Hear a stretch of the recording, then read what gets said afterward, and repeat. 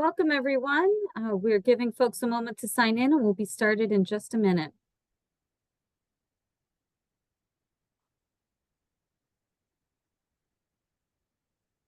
All right, looks like the number has stopped rising. Hello, everyone. Welcome to today's webinar. My name is Carrie Warwick-Smith, and I'm Vice President for Public Policy at the Association of Community College Trustees. We're thrilled to be partnering today with the Hope Center for Student Basic Needs at Temple University to bring you this webinar called Pathways to Support Preparing for the Basic Needs Grant. As you all know, and we have a great crowd today, so excited to see the interest. The Basic Needs Grant opportunity is currently open, and we are very hopeful that many community colleges will take opportunity to participate in this federal program to support their students. Joining us today, we have my colleague, Jose Miranda, who is Director of Government Relations at ACCT, as well as Bryce McKibben, who's Senior Director for Policy and Advocacy at the Hope Center for Basic Needs, and Amanda Miller, who is Assistant Deputy Secretary for Higher Education Programs at the U.S. Department of Education. So I am thrilled that ACCT can host and provide this opportunity today. And with that, I'm going to turn it over to Bryce, as well as Jose and Amanda, to present our program today. Just one last reminder, we are recording. This will be available as a recording following the webinar. And if you have questions, please feel free to put those into the chat as they come up. And Jose and Bryce are going to do their best to respond to the chat as we go along. Thanks again. Bryce? Thank you, Carrie. And again, thank you everyone for joining us. This is a very critical program that we were very delighted that Congress decided to fund a couple of years back. Bryce will touch on that. And we're really excited to have the department join us as well. We held a webinar very similar to this the last time that the department held a competition, and we also had the department come and share their perspective as well. So we're just glad to continue the partnership. And to this day, most of the grantees have been community colleges, and so we just want to continue leveraging this incredible tool to support our students and their success. So with that, I'll turn it over to Bryce. Thanks, Jose, and thanks, Carrie. I am so excited to be talking with you all today. This is probably my favorite federal program, although it is hard to choose.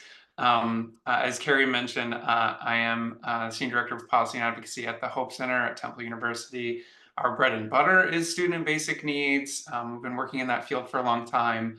But in a previous role, when I had the honor of serving as a congressional staffer in the Senate Help Committee, we witnessed the creation of this program, which has started off small and has, grown a little bit over time. Now double the funding that it initially started with, and so we are just thrilled to see this new competition. And thank you all for joining us today to talk through about the program.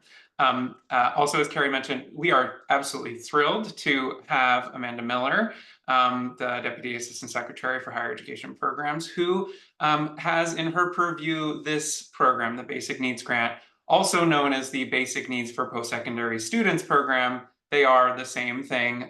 Sometimes we get that question. It's our shorthand name for it. And we are really grateful for Amanda's work on making sure this program is reaching all of the students that it can, that it is structured in the way that maximizes the benefits for students. And so I am going to go ahead and turn it over to Amanda just to give an overview of the grant and some of the priorities the Department of Education has for this grant in fiscal year 2024. And we really appreciate you joining us, Amanda. So over to you. Thanks so much. And thank you for having me here.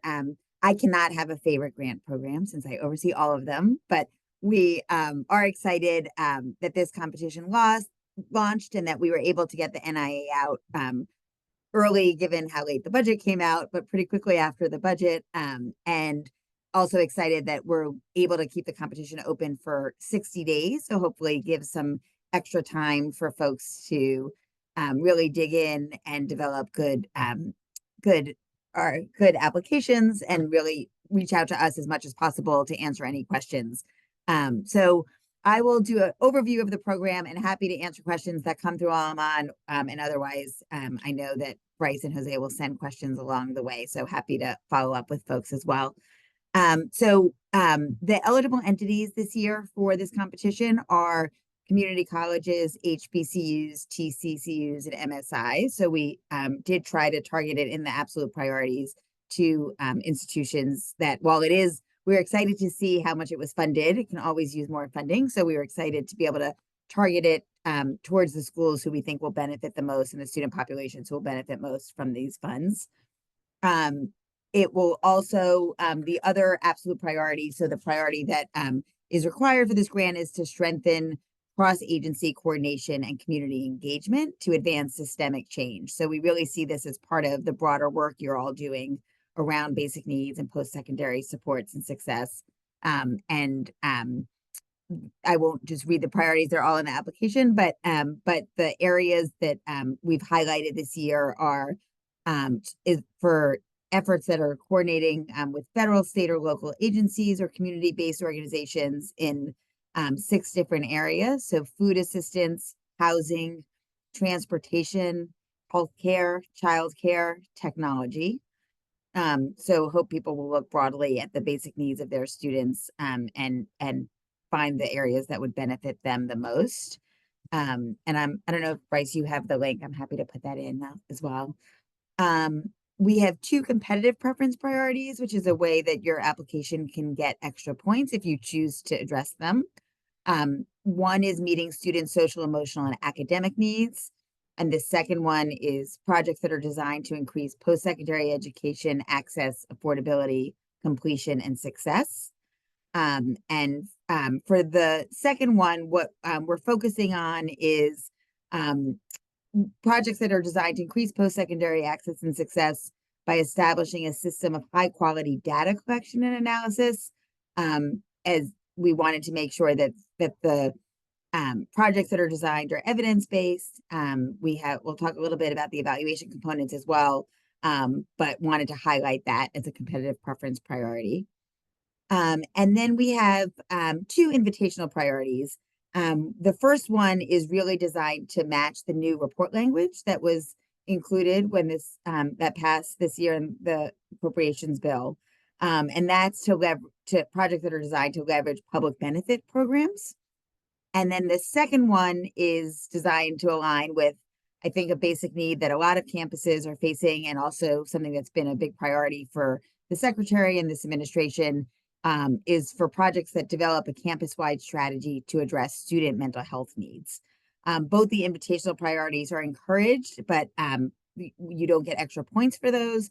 But those are both priorities of the department and of Congress, and hoping to see some good projects that come out of that. The other piece that I wanted to mention, I think Bryce wanted me to mention, was the evaluation component. So I'll just talk briefly about that. In the selection criteria, you'll see that we really want some good evaluations to come out and good evidence-based practices to be able to be used out of this program. So the evaluation piece comes in 2 places in the selection criteria: in the project design piece and the project evaluation piece. We have evidence-based components in both of those. And I'll just talk a second about the project evaluation. These are something that you would submit with your performance report to show that the strategies you're using demonstrate promising evidence. And we would encourage you all to make these public. The only way we can really get these out broader than the reports you give to the department is if you make these public and submit the evaluations if you feel like you have something good to share with IES at the Department of Ed. And that allows us to consider them for the What Works Clearinghouse so that they can be shared more broadly in the future, and so that more schools can benefit from the limited projects that can get funded under this grant program. Just a couple other logistics. The maximum award amount is $900,000 this year. So we did raise that given the higher budget. And the project should be for up to 3 years. We're estimating we'll have funds for to fund 12 grants this year. And as I mentioned beginning, the competition's open till August 5th. So it was a 60-day competition. We'll be having we had two webinars so far that will focus a little more on the technical details of the application. The next one will be July 24th. So if you weren't able to do that, and the link to that is on the department head's website under the basic needs FAQs. So I will pause there. I don't know if there were any burning questions in the chat, but happy to also take those later. Or if there's anything I missed, Bryce, Jose, or Carrie, let me know. Go ahead, Jose. There's two questions that we'd love for you to answer now while you're here. Sure. One just came up on the chat.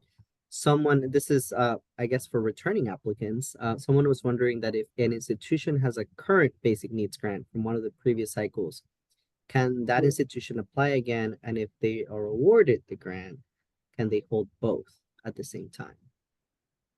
So there are no limits for current grantees.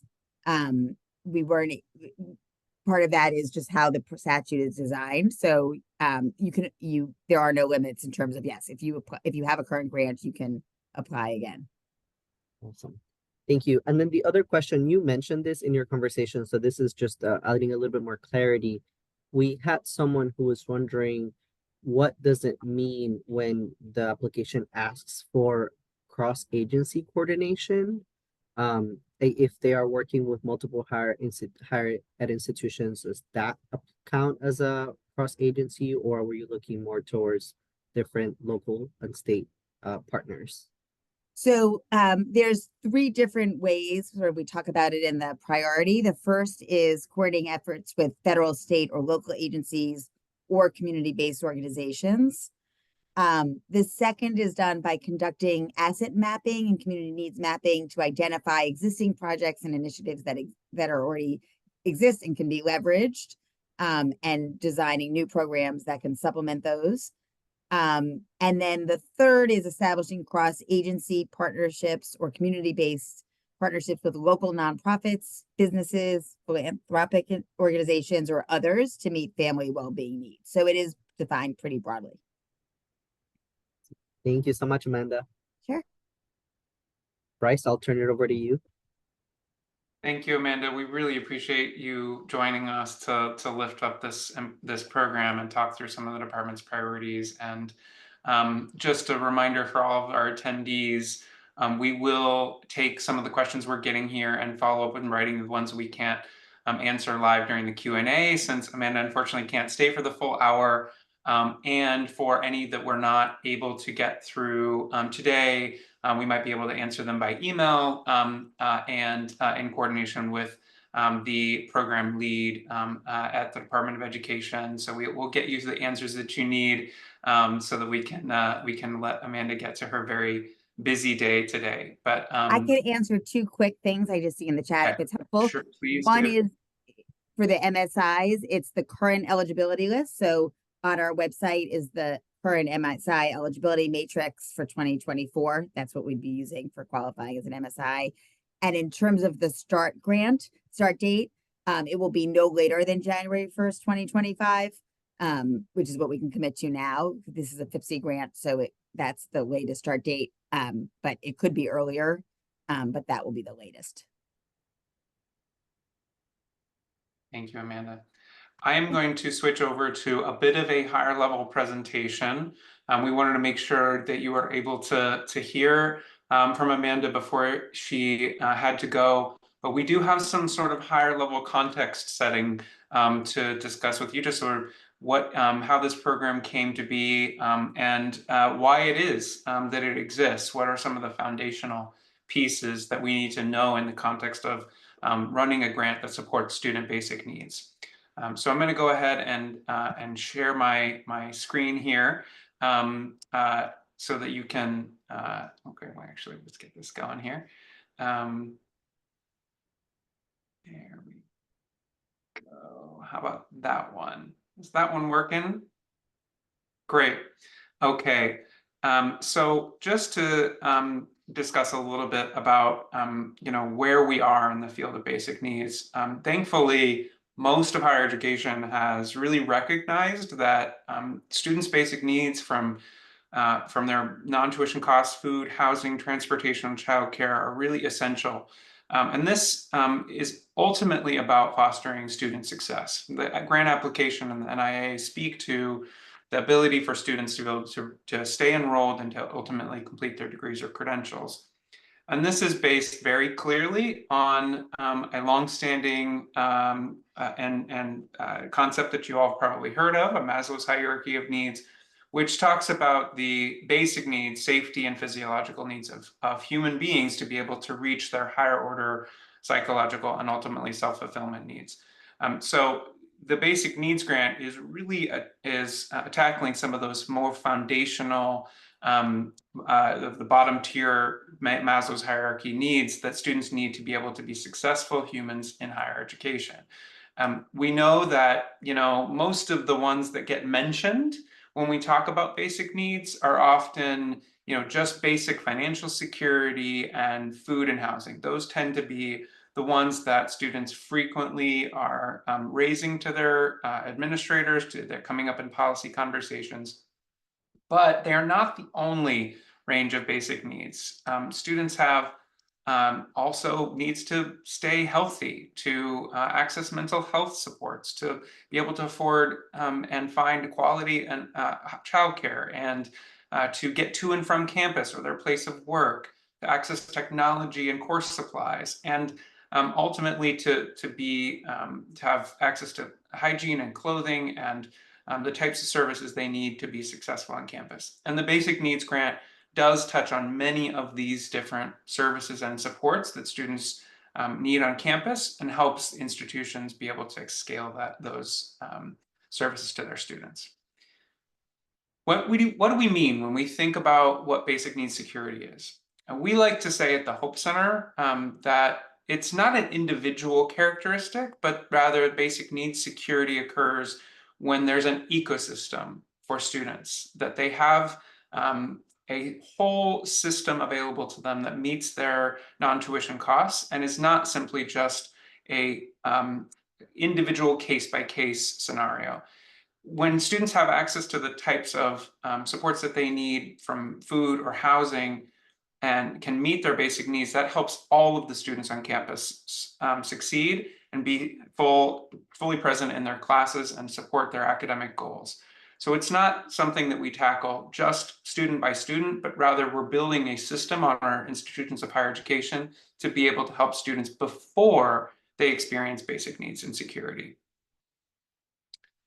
Now, the Hope Center is one of many entities that is surveying students to actually determine what the level of need is on campuses. So I'm just going to touch briefly on some statistics, and then we'll talk more specifically about the grant. And before Jose will give you some examples of successful grantees.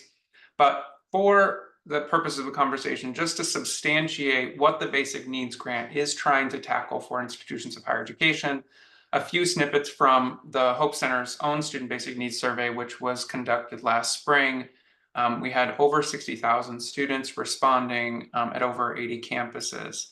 And we found relatively consistently that 3 in 5 students were experiencing food insecurity, housing insecurity, or homelessness.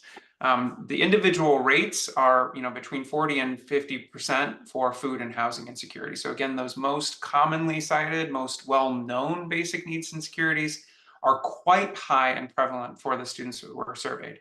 Our previous survey in 2020 found very similar results, particularly that 3 in 5 stat was the same. So even coming out of the pandemic, even in a post peak of COVID-19 scenario, we now still have very significant and alarming rates of basic needs insecurity on our campus. Now, those rates, those high-level rates, while they are problematic enough, it's also important to look below the hood, and that is that students who are already historically underrepresented or systemically marginalized in higher education are also experiencing basic needs insecurity at much higher rates. In particular, Black, Indigenous, and Native students are experiencing basic needs security at incredibly high rates, and under the Hope Survey, more than 70%. We have almost half of all first-generation students experiencing food insecurity, and more than 2/3 of LGBTQ+ students who are experiencing anxiety or depression. These are very, very significant rates, and it creates a significant equity implication for our campuses as we think about student success. Now, lastly, so I know I'm throwing a lot of stats at you. Many folks say, well, these are just individual surveys and the response rates aren't capturing all students, even though they are statistically significant results. Well, we now have the first ever federal data documenting basic needs and security on campuses. And that came out just last summer in the National Post-Secondary Student Aid Study. This is the gold standard, really, of student surveys and documentation of what students are going through. And that found, again, very significant and alarming rates of basic needs and security. Nearly 1 in 4 of all undergraduates were experiencing food insecurity.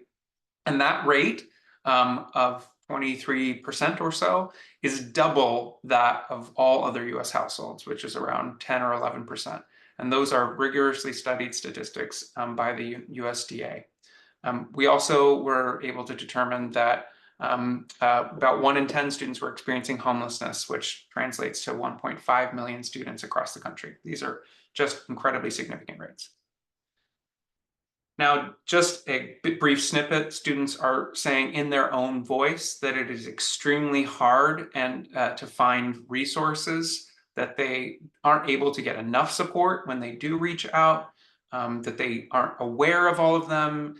They do praise individuals and entities on campus that are helping them find the supports that they need to succeed. But there's a lot of uncertainty, a lot of students who aren't quite sure how to navigate a very complicated system. And we're finding this every year that we end up surveying our students. So it's really time to make sure that we act. And I just briefly want to highlight that across the country, and no need to sort of read these in depth, this is just a scan of some of the major state actions that have happened across the country that show that a lot of states are moving forward to try to address basic needs and security at the sort of systems level. Many of these have been reacting to the data that campuses have been collecting, and sometimes states have been collecting, because they understand that basic needs security is deeply tied to student success. So if you live in one of those states, there's probably already some momentum on the ground there. If you're not in one of those states, there's still room to grow, and the Basic Needs Grant can help sort of elevate individual campus or system practices to help move forward a larger movement. Now, all of this data, evidence, momentum, where we came from, has translated into the Basic Needs Grant coming into existence. Once policymakers became aware that basic needs security was a real problem on our campuses, in Congress, they moved to fund the Basic Needs Grant, or the Basic Needs for Post-Secondary Students program. It was first funded in fiscal year 2021. So as Jose mentioned, this is the third open competition.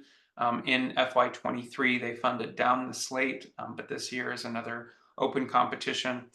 And the original congressional champion for this program was former Senator Kamala Harris, who is now the vice president.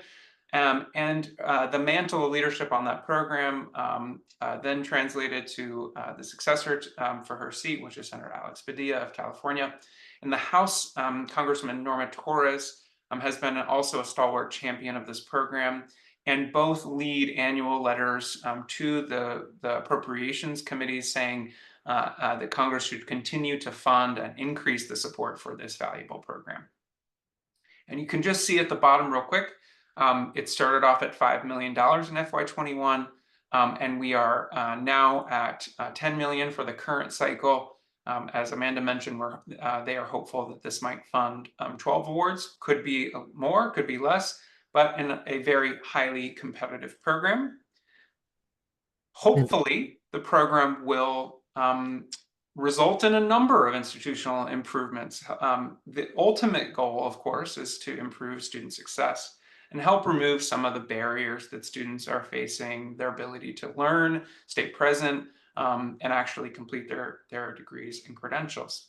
And Bryce, before you go on to the next part, just for the audience, for clarity for the audience, can you clarify what you meant when you said it was funded down the slate, and why this is the third competition, even though there's been 4 years of funding?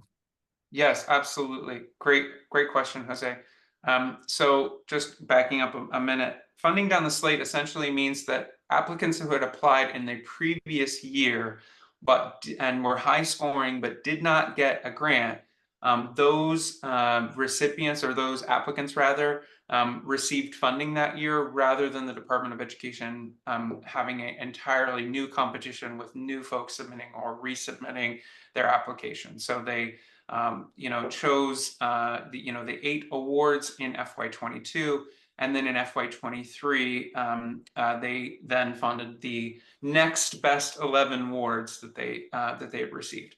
Now, this program is, again, very competitive. So many of the folks who have applied have achieved very high, if not close to perfect scores in the program, and that is a result of just very high quality applications that are coming in. We know that the demand is very high, and so the department is really recognizing what institutions are doing to put together quality applications, and seeing a lot of this work that's, frankly, going unfunded, that campuses are already doing across the country, even without federal support.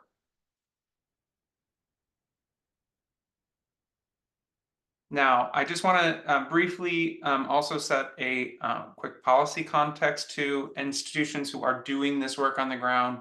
They are obviously operating in a larger world of change for our students on campuses. We had $40 billion in emergency aid during the pandemic, or the HEERF program, Higher Education Emergency Relief Program. There were flexibilities for some of our public benefits programs like the SNAP program. The cost of living, food, housing, transportation, childcare have all gone up significantly, about 20% or 20% in consumer price index total increase since before the pandemic began. And then, of course, we are confronting lower enrollment, and this year's difficulty with the rollout of the FAFSA have then portended potentially future declines this summer and fall with our students who are trying to navigate the process of getting into and staying enrolled in higher education. States are also, in many cases, beginning to restrain or cut back in their funding for students, which has created significant shortfalls for our campuses, and the struggles in their ability to be able to meet students' needs.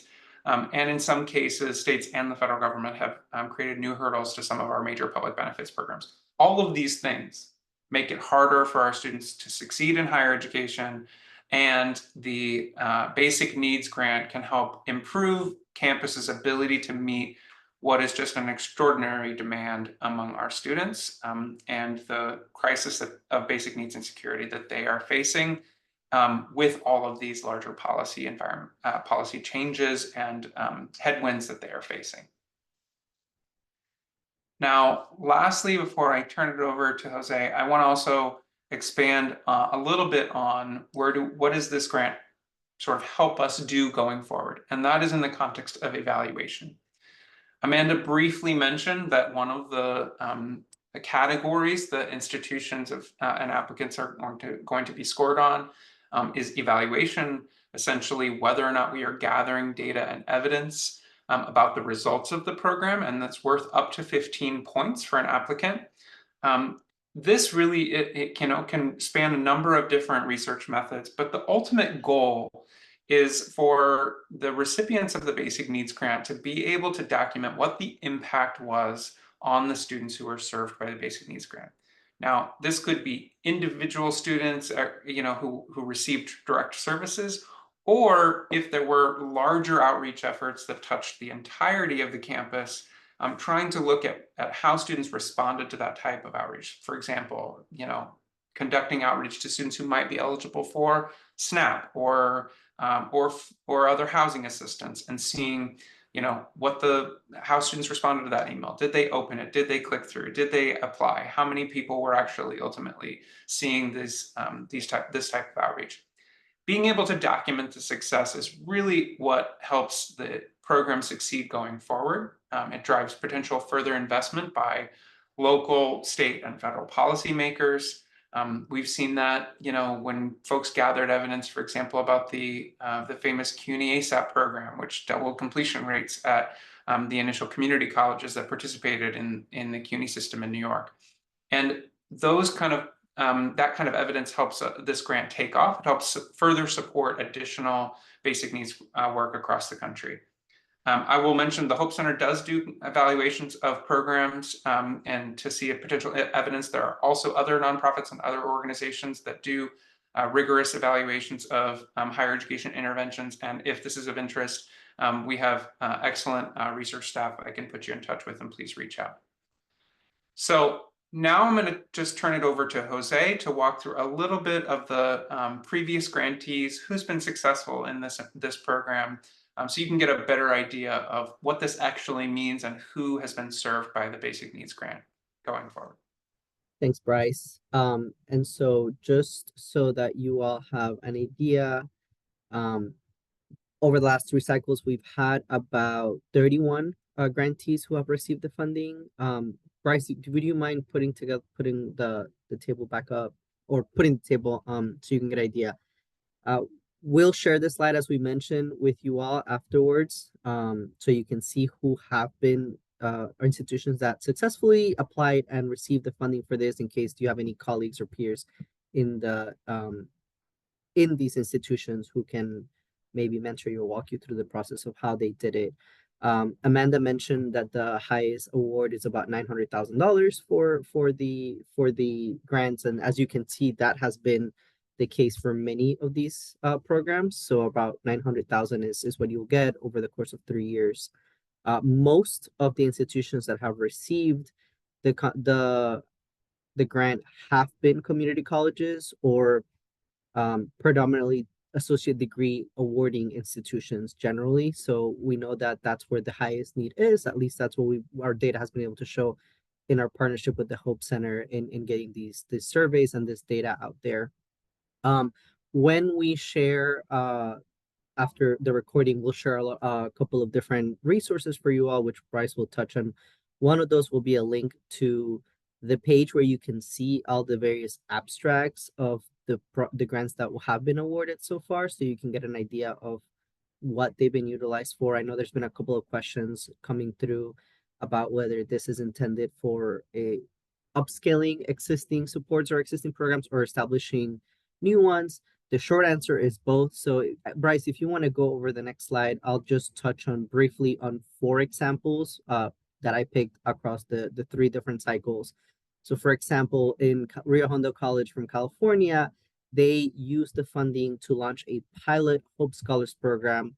It was a student-focused model that was intended to address the needs specifically of unhoused students, whether that was for academic preparation or other holistic general supports, to ensure that these unhoused students had the tools and the resources they needed to persist and complete their education.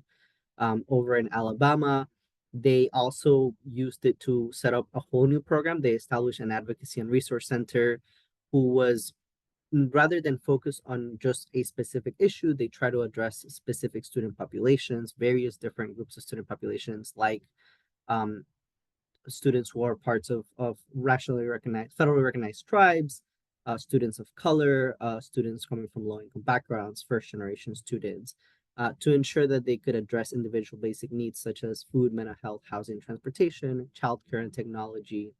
So in FY21 and FY22, a handful of institutions use these funds to set up new programs or set up new resources.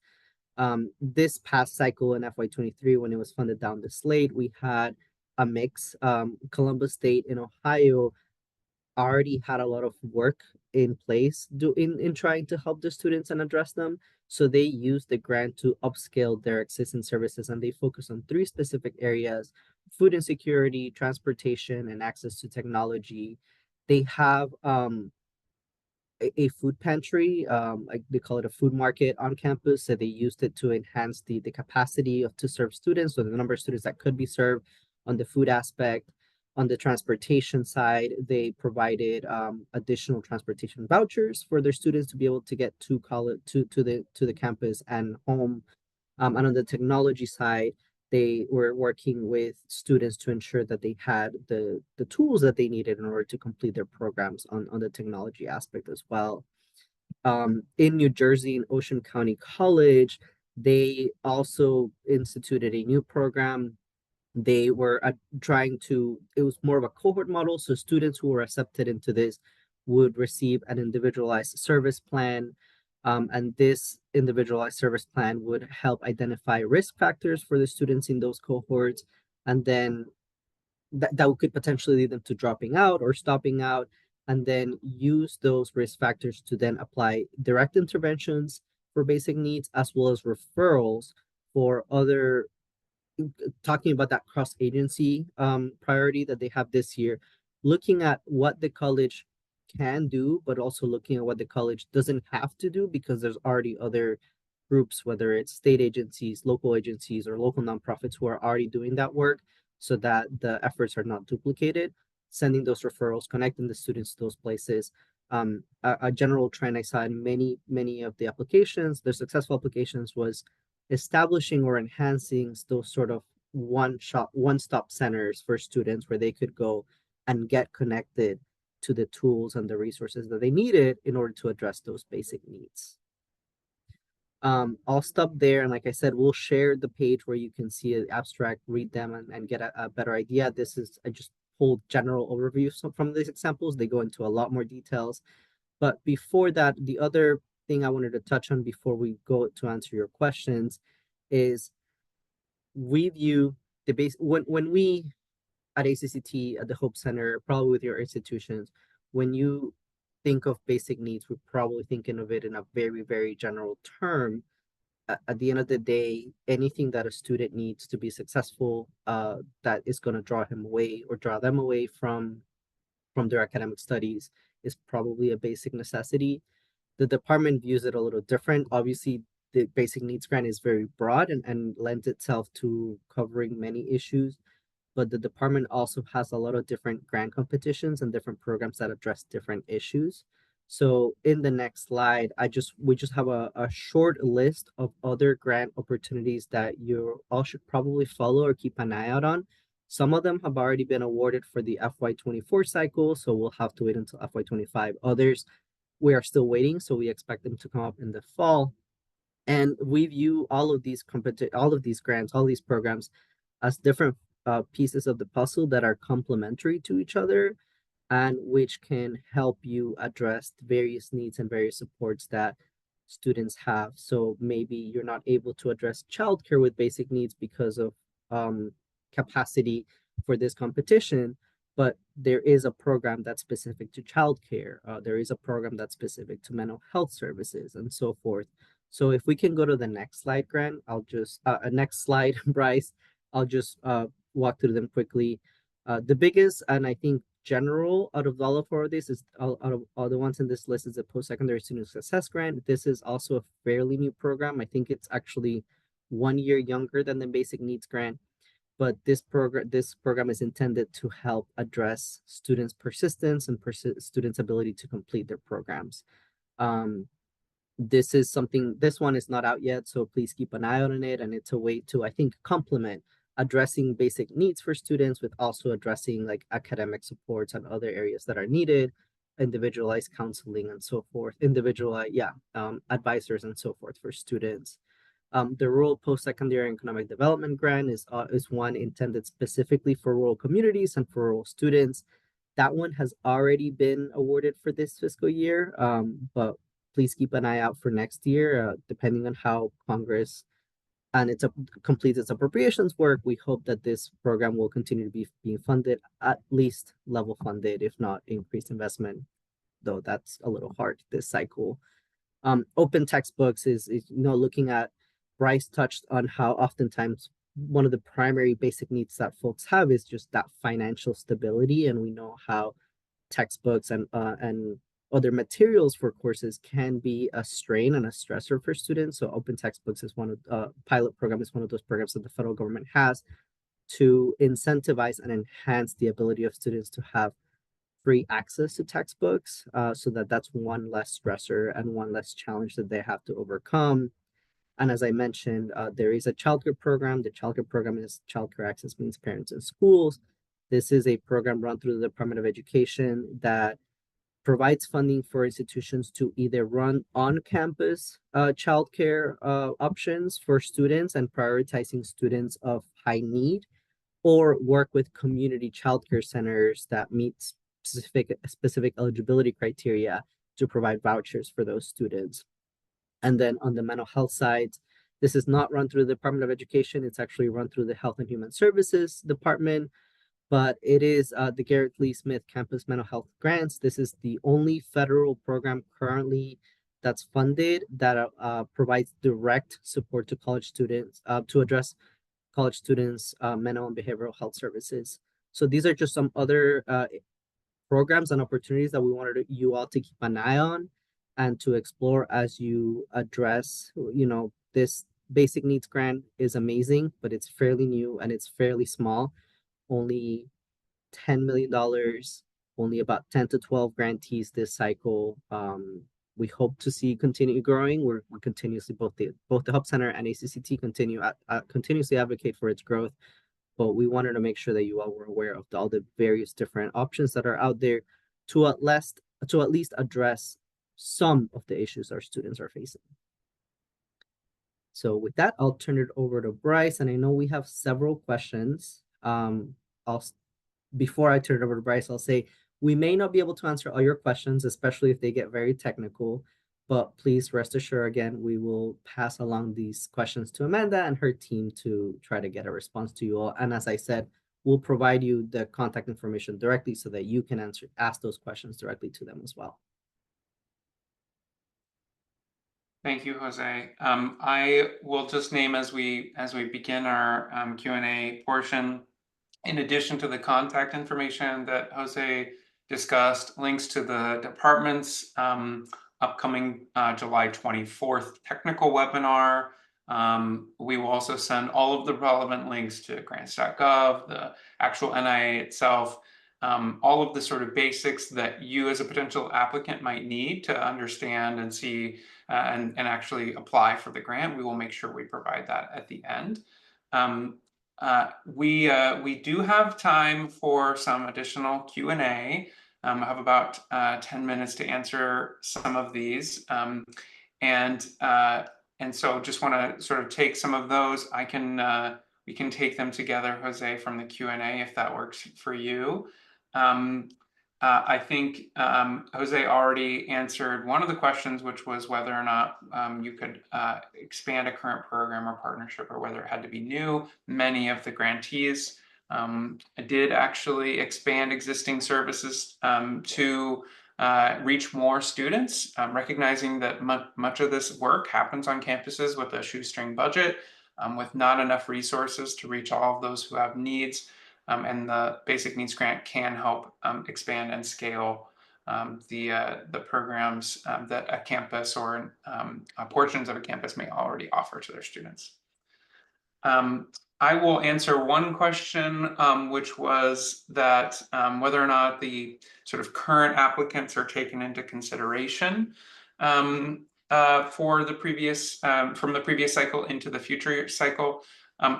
This is best reflected in the department's priorities, in the sense that they have taken a few of the sort of high-level lessons learned and directions from Congress into account in how they've articulated this year's grant cycle.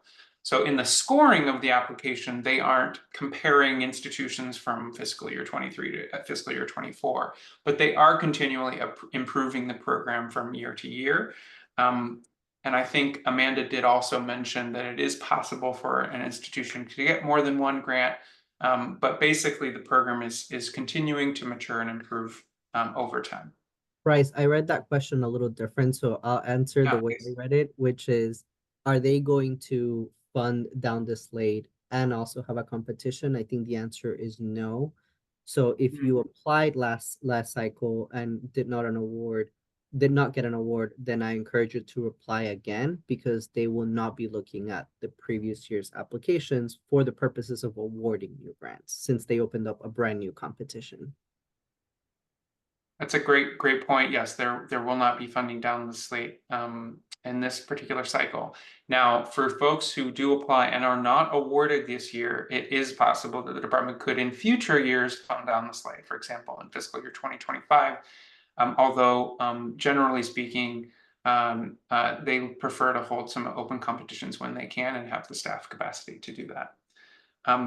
There was a similar question from Ruben. Shout out to all of the great stuff happening in California. Thanks for joining, Ruben, about whether or not the sort of lessons learned of previous grantees or additional data, might live. And unfortunately, because the program is still so new, we don't have final reports from the initial grantees in fiscal year 21. We don't have a sort of annual report that you might see from grantees. We only have the abstracts of the what the projects were proposing to do. But very soon we will have sort of evidence and actual outcomes from the results of the first round of grantees, and that will help bolster future investments in the program going forward. Jose, do you see a question you'd like to tackle? Yeah, so there's a question around when C Campus and Garrett Lee will open. We don't know, and if we ask the department right now, they probably won't give us an answer either. But at least with C Campus, it is a FIPSI award, and as Amanda mentioned, they have to award them by the start of next year. So we expect those competitions to come out either late summer or early fall. They may not have a 60-day application window. They may only have a 30-day application window. So I definitely encourage you to keep an eye out. Once we see it come out, we'll put it on ACCT's latest Action in Washington alert, as I'm sure the Hope Center will also amplify when those opportunities open up. But we should be looking for those applications sometimes. I'm not sure about HHS's timeline with Garrett Lee, but I assume it's very similar. Sometime late summer, early fall is what I would say. Thanks, Jose. I see a question here around the length of the program, up to 3 years. This is about the forward-looking length of the program. For example, are you planning to fund a program that will last for 1 year, 2 years, or up to 3 years? It is, of course, possible that what you want to, is to put in place services that will be there permanently for students, but the length of the grant can be for up to 3 years. It is not about previous data that you present to the actual program.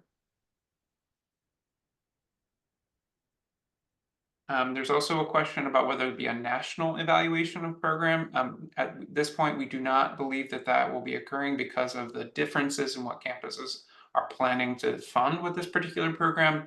But we do hope that there will be sort of national data sets and potentially a larger program report that comes out that documents some of the highlights from individual campuses, even if it's not one single evaluation.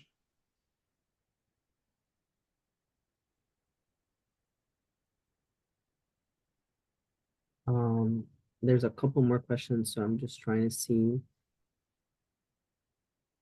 Is there a minimum number of students that should be served?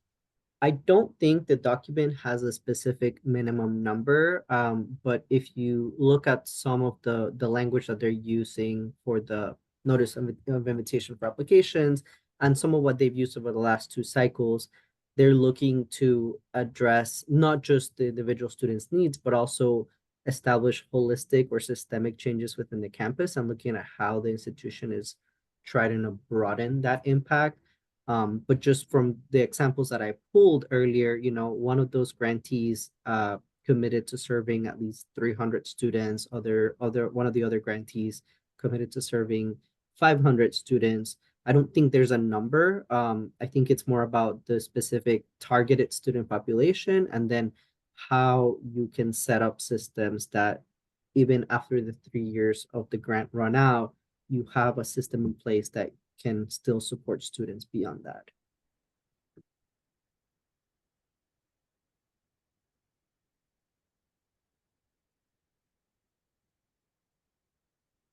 There was a question about from Leslie Frederick about the What Works Clearinghouse. It is true that What Works Clearinghouse does not have much as far as higher education interventions, and surprisingly little from the effectiveness of basic needs interventions. And we really hope that one result of this program will be that that evidence-based can expand. To do so, that we need some rigorous evaluations that actually show that these types of services to support students' basic needs are having an impact on academic success. Therefore, I don't have the keywords for you, but the application doesn't require that you establish this as part of an evidence tier for the What Works Clearinghouse, while an evaluation is required through the awarding of additional points, effectively required through the awarding of points. It does not have to be based on previous evaluations and evidence collected under What Works Clearinghouse.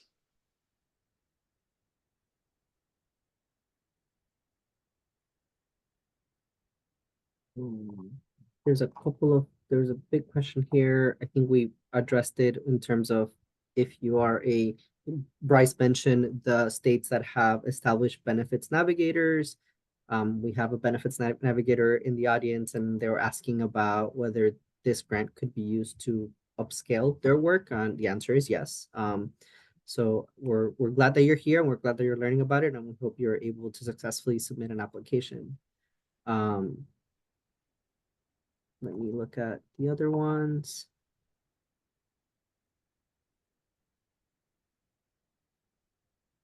I did see a question from Sarita on examples of working with a federal agency.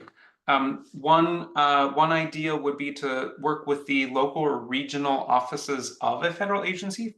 For example, there are local and regional SNAP offices. So if your institution wanted to work with the regional SNAP agency to connect students to food assistance and SNAP benefits, for example, that could be an example of collaboration with a federal agency, even though it's not an agency, a portion of the agency based in Washington, D.C.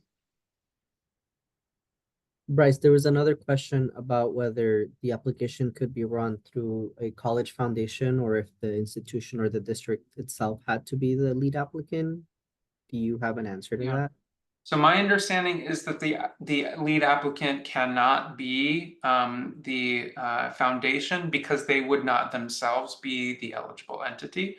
It's definitely something we can take back, but I believe because eligible entity has to be a community college, an HBCU, a tribal college, or another MSI, the applicant itself has to be categorized as such, and I don't believe that the foundations, even though they're obviously closely affiliated with individual institutions, would be qualifying as the eligible applicant. There's a question on whether we'll share the list of prior grantees. We will share that with you all. It'll be part of the slide deck that we'll share with you all. And then we'll share a link to where you can find the abstracts for all the individual 31 projects that were awarded, so you can get an overview of what each grant what their project was on. There were a couple of questions about whether a system could apply and how. I will note that all of the applicants have to be an eligible entity, again, community college, HBCU, or other MSI. So we understand this to be that if a system applies, it would have to be, for example, a system of community colleges, and that all of the eligible entities within that system had to be otherwise eligible to apply for the grant. So a mix where, if it's a system, for example, where only some of the applicants in the system were eligible entities, where, some potentially who have, an HSI or a tribal college or another MSI as part of a larger system, then the system would not be an eligible applicant. But we can absolutely take that one back to the department to make sure our understanding is crystal clear.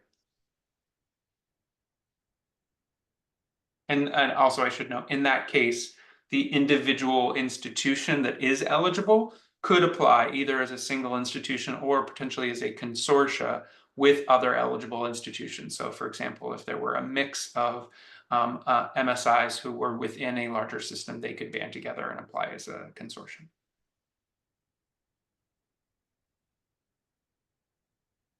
There's a question on whether grant awards are dispersed on a reimbursement basis. We can send this question over to the department, but my general understanding is that no, that you get the money. It's not like a reimbursement. Like, you're not going to spend the money first and then get reimbursed. It's a grant award, so you would get the funds over the 3-year period, not all at once. But but it would not be a reimbursement. But we'll send this question over to them so that they can clarify that answer as well.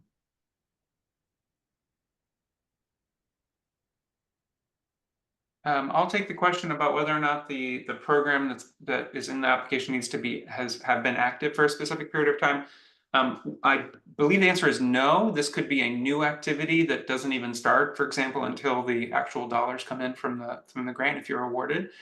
So you could be creating a new system or a new program that benefits students. It doesn't have to have been in existence for a certain amount of time.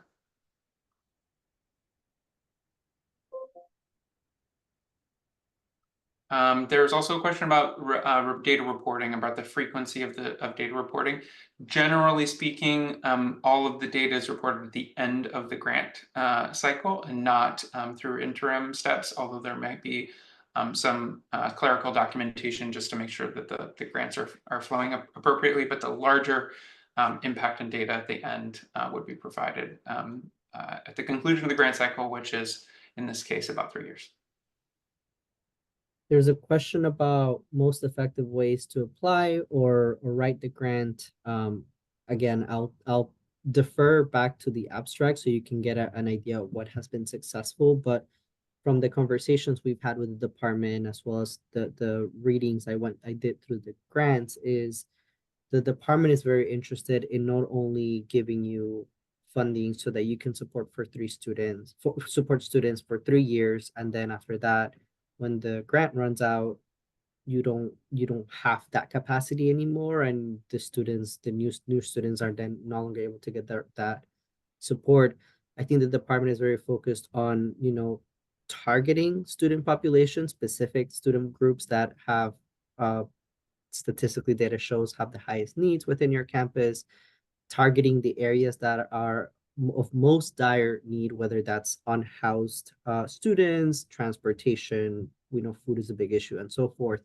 And each different community is going to have a different area that is of high relevance than others. So targeting those and then looking at establishing models and systems that can be replicated and that can ideally, like afterwards, you can attract some foundation funds, some private funds from the community to continue operating, and in which you are connecting students to existing resources, not necessarily having the college be the only one to put up those resources. Thanks, Jose.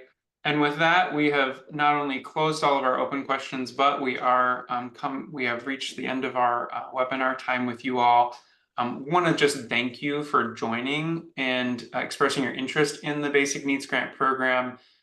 As we covered, this is potential to really transform the lives of students on your campus and help them be able to succeed as whole humans and whole selves. We will forward on unanswered questions to the Department of Education to make sure that they can get back to you, and make sure you have all of the relevant links, resources, and documents for the application itself, so that you can get all of the questions answered that might not have come up during this webinar. Really appreciate your time and attention to these issues. We look forward to seeing all of the wonderful applications that are going to come in. Just a reminder that applications on this program are due on August 5th at 11:59 p.m. Eastern Time. So not much time, particularly with the upcoming holiday, to get these wonderful applications together. I know it's going to take a lot of work for our potential applicants, but it is absolutely worth it for the benefits that it can provide to our students. So thank you very much for joining us, and we will be in touch with you all soon. Thank you, everyone. Bye. Bye-bye.